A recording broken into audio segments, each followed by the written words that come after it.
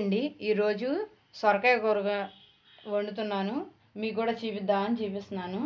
చూడండి, ఇదిగోండి నూనె కాగింది, జీలకర్ర, ఆవాలు,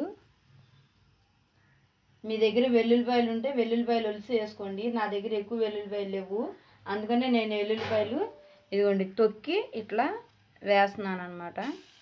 మీ దగ్గర గర్భాలు ఉంటే గర్భాలు ఒలిసి వేసుకోండి.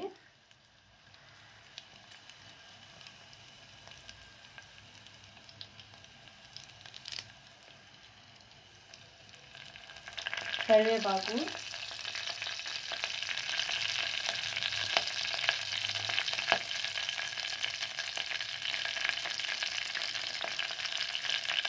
కరివేపాకు కంటికి మంచిదండి, అందుకని ఎక్కువ వేస్తాను నేను.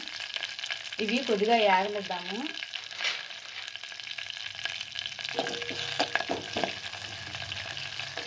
మరీ ఎక్కువ వేయకూడదండి, వేగితే విటమిన్స్ పోతాయి.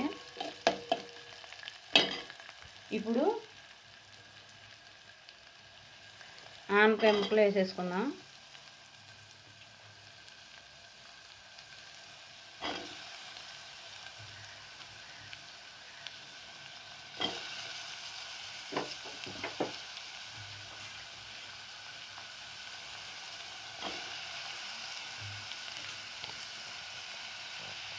ఈ ఆనపకాయ ముక్కలు నేను మొత్తం వేసేసాను. ఇదిగోండి, ఏ కూరకైనా పసుపు వేయాలండి. పసుపు వేయకోకుండా మనం కూర అసలు వండకూడదంట. ఇదిగోండి పసుపు,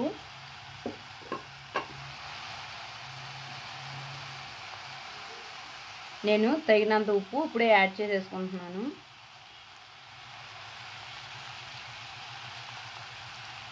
దీంట్లో మనం ఇది మగ్గిపోయిన తర్వాత ఇదండి నువ్వుపప్పు పొడి వేసుకోవచ్చండి, గుళ్ళు పొడిని జల్లుకోవచ్చండి, లేకపోతే తెలగపిండి పొడి అమ్ముతారండి. తెలగపిండిలో ఉప్పు కారం వేసి అట్లా కూడా జల్లుకోవచ్చు. నేను మాత్రం ప్లెయిన్గా వండుతున్నాను. ఇట్లా 3 రకాలుగా వండుకోవచ్చు.